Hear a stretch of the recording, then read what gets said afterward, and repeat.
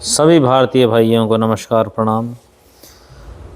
दोस्तों, आज मैं आपकी हेल्प लेने जा रहा हूँ किसी मुद्दे पे, किसी सवाल पे।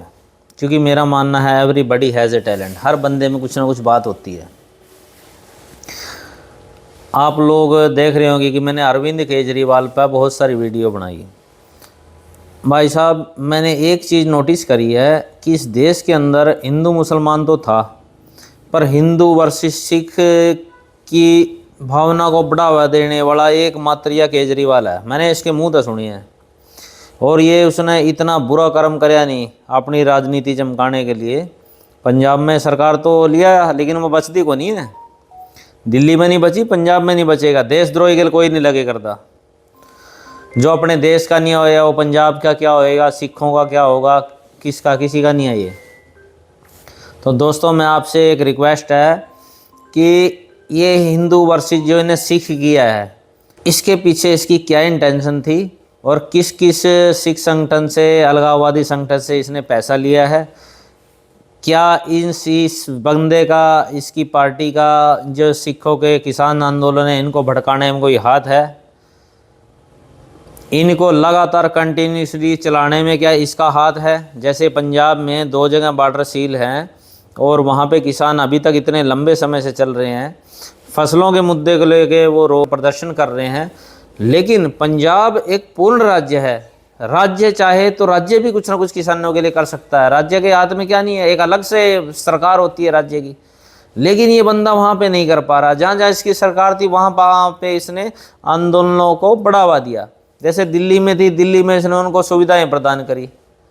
अच्छा आदमी नहीं है ये, लेकिन ये कहीं के इशारे पे इस तरीके के आंदोलनों को बढ़ावा देता है। मुझे भी बहुत सारी कुछ जानकारी है ये इन आंदोलनों को क्यों बढ़ावा दे रहा, कहाँ कहाँ से पैसे आ रहे हैं इसके पास। लेकिन मैं अपनी जानकारी को अभी अधूरा मानता हूँ और आप लोगों की मदद चाहता हूँ।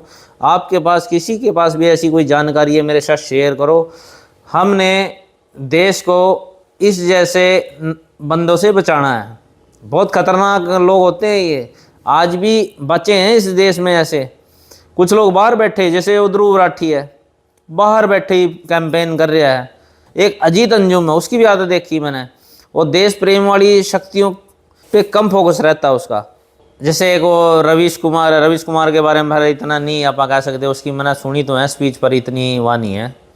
लेकिन ये बंदे के अंदर मैंने कुछ देखा है। ये ऐसे लोगों के पास जा जाके बैठता है, अजीत अंजुम, जो मोदी विरोधी हों।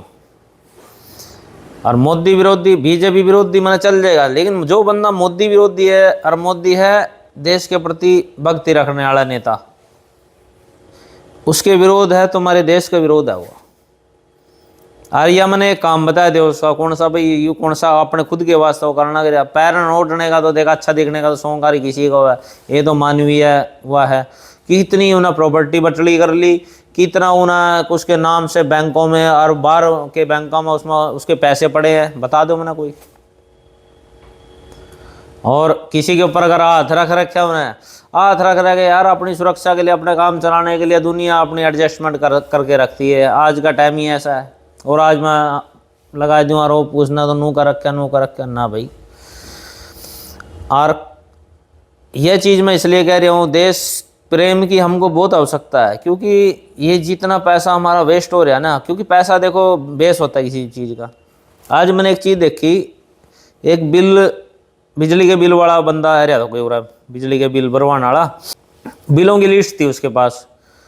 बिलों की लिस्ट थी जी, किसी के 1 लाख, किसी के 2 लाख, नू बकाया साल के 6 महीने के पैसे। भाई मैं कहीं ये कौन है? उसमें 1-2 तो नॉर्मल कोई पब्लिक के बंदे थे अपने, बाकी सारे सरकारी डिपार्टमेंट थे। कोई तहसीलों का बिल था, थाने के बिल, इस तरह के, मतलब सरकारी उसके। और 6-6, 8-8 महीने, साल पुराने बिल थे। तो ये बिल लाखों में किस तरह बन गए भाई साहब? जैसे मान लो कि 15,000 बिल आ गया महीने का, 2 महीने का एक आता है ना, जो 15,000 बिल आ गया, नहीं भरया, फिर उस पर सरचार्ज लगा, अगले 2 महीने में फिर बच जावा, फिर उस पर और सरचार्ज लगा, अगला और बढ़ जाए। तो गवर्नमेंट इतनी कमज़ोर तो है नहीं, पैसे तो बरस का है। लेकिन ये साल साल के बिल जो इकट्ठे पैसे लगा के ये बढ़ती है, ये एक्स्ट्रा पैसा, ये पैसा तो हमारा ही है ना, पैसा वेस्ट जा रहा है यू।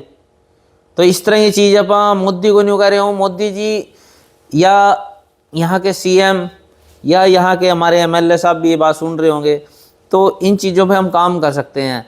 पूरे हरियाणा का लगाइए आप इस तरह के सरकारी कार्यालय है जहाँ पे बिल लाखों में जा रहा होगा, जो टाइम पे नहीं भर के इकट्ठे भरते हैं साल साल में, यहाँ हजार एक्स्ट्रा चार्जेज लगाइए, नहीं 6,000 रुपये हो गए, 6,000 तो ये हो गए एक्स्ट्रा चार्जेज के। अगर मैं हजार लगाता हूँ साल के, 6,000 ये हो गए।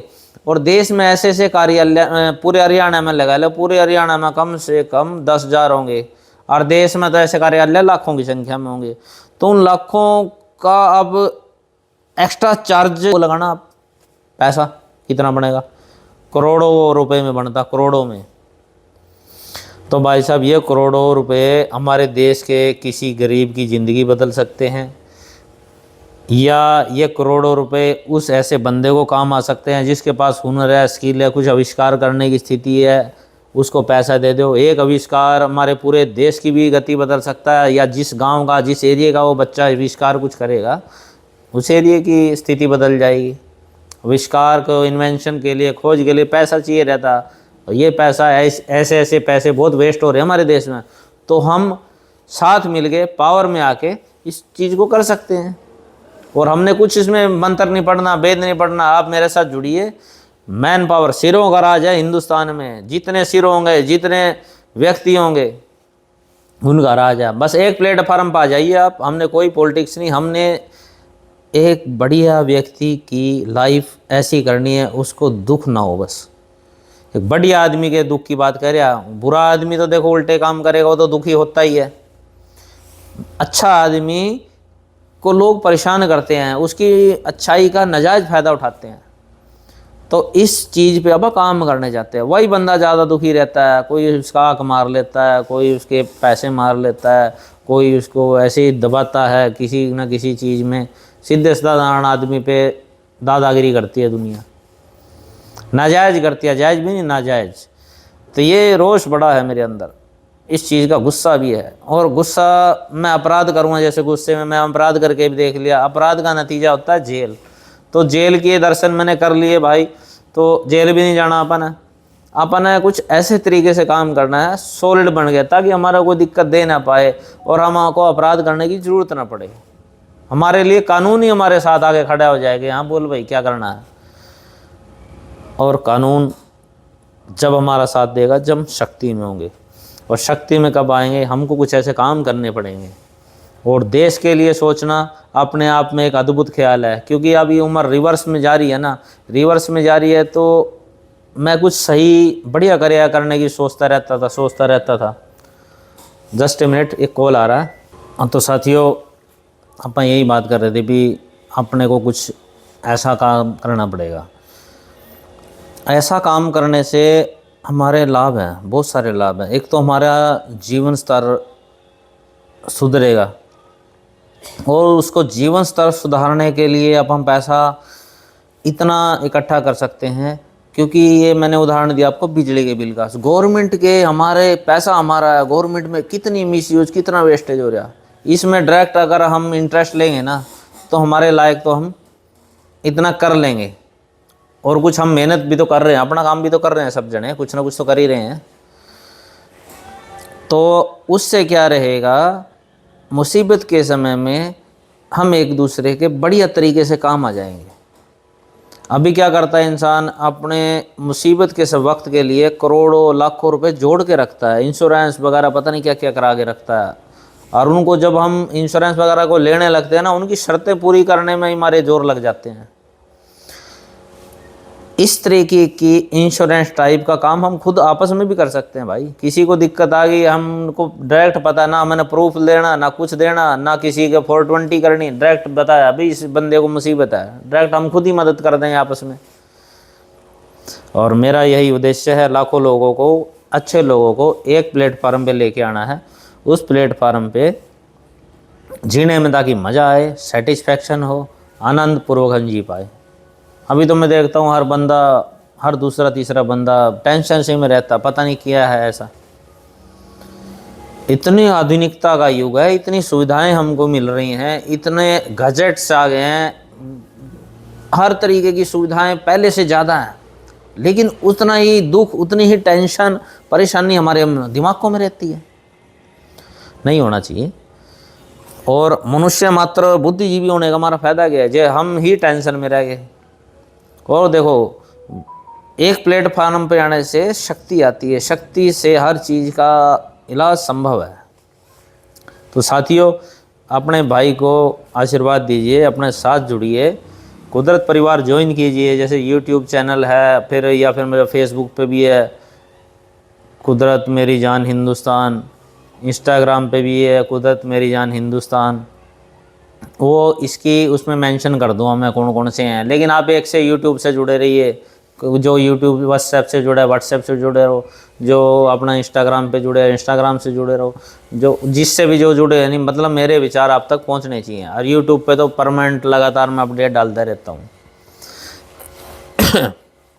तो आपसे एक रिक्वेस्ट है, आपने जो सिख आंदोलन, ये मतलब ये किसानों के जो आंदोलन चल रहे हैं, इसमें केजरीवाल की भूमिका के विषय में आपने मेरे को सजेशन देनी है, या कोई प्रूफ है आपके पास, या कोई जानकारी है ऐसी कि केजरीवाल इन लोगों को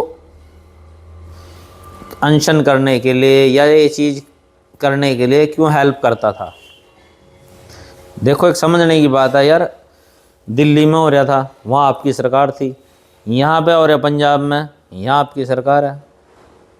और हिंदू वर्सेस सिख करने वाला ये किसके इशारे पे कैसे क्या है। तो नेक्स्ट वीडियो आप सजेशन दे दोगे तो कल मैं इस पर नेक्स्ट डिटेल्ड वीडियो अपन बनाएंगे। क्योंकि भाई इस तरह का बंदा देश में गलती तभी पावर में नहीं आने देना मना। दिल्ली के 10 साल खा गया, या 10 साल में इसने बहुत बीज मार दिया, अभी इस पर जांच बैठेगी, उस जांच में अपना पता चलेगा। और जिसके गिल बन रही है उसने मेरी बात की गंभीरता का पता चलेगा कि बंदा क्या सोच रहा है। यहाँ पे हमारे हरियाणा में शायद ना सोचें, लेकिन हाँ, हरियाणा वाले मेरे भाइयों, आपका बहुत बहुत धन्यवाद ज़रूर करता हूँ मैं। इस नालायक केजरीवाल की सीट आपने हरियाणा में एक भी नहीं आने दी। वाह, ग्रेट रहा। दिल्ली ने सफाया कर दिया, पंजाब में सफाया हो जाएगा। जय सिया राम। और मैंने तो फीलिंग ही ऐसी आ रही है जिस तरह वो दुर्गा जी सप्तशती में पढ़े करे नहीं, चंडमुंड नामक 2 राक्षस मारे गए, बड़े प्रयास से देवताओं ने उनका संहार किया, और फिर सारी प्रजा और जनता, देवताओं ने फूल बरसाए, शांतिपूर्वक रहने लग गए। मतलब इसी प्रकार ये 2 राक्षस मनीष सिसोदिया यहाँ पैदा हो रहे थे, एक दिमाग लगा रहा था, एक काम कर रहा था, तो अशांत बना दिया था इन्होंने। और भाइयों, मतलब ये अगर बीजेपी के खिलाफ बोलते रहते तो मेरी समझ मानना, मैंने इस पर डाउट ही जतो है यार। यदि नरेंद्र मोदी को उल्टा सीधा कर डायरेक्ट, मोदी तना तो दूसरा जन्म लेना पड़ेगा मुझे हराने के लिए, मोदी चोर है, मोदी यूँ है। अरे भाई, एक आदमी देश के लिए अच्छा करने लग रहा, उसी को तू गलत कह रहा, और मतलब उसकी पावर जगह लेना चाह रहा। अच्छा भलाई करना इसके मन में नहीं थी।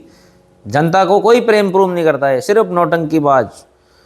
420 श्री 420 अरविंद केजरीवाल, इसने हिंदू वर्सेस सिख करने के लिए क्या क्या इसने कटप्पण किए हैं, या कहाँ से पैसा लिया है।